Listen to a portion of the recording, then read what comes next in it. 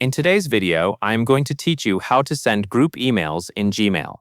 This is a simple workflow that uses Google Contacts labels as your email group, so you can message the same set of people without adding each address one by one every time. Start by opening Google Contacts in your web browser.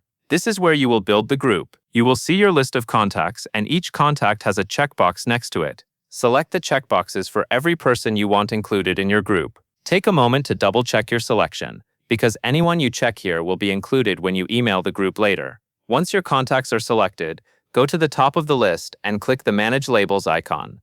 This menu lets you organize people into categories, and it is the key to creating a group that Gmail can recognize.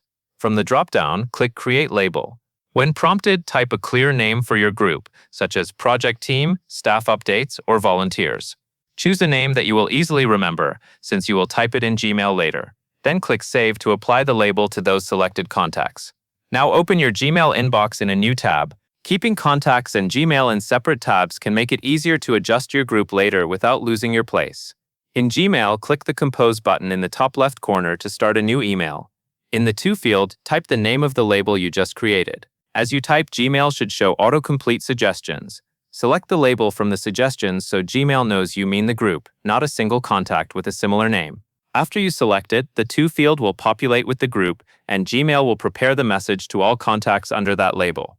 Next, type your subject line and your message. Keep the subject clear so recipients know what the email is about before they open it. When your email is ready, click the Send button at the bottom. Your message will go out to everyone in that labeled group, and you can reuse that label anytime for future emails.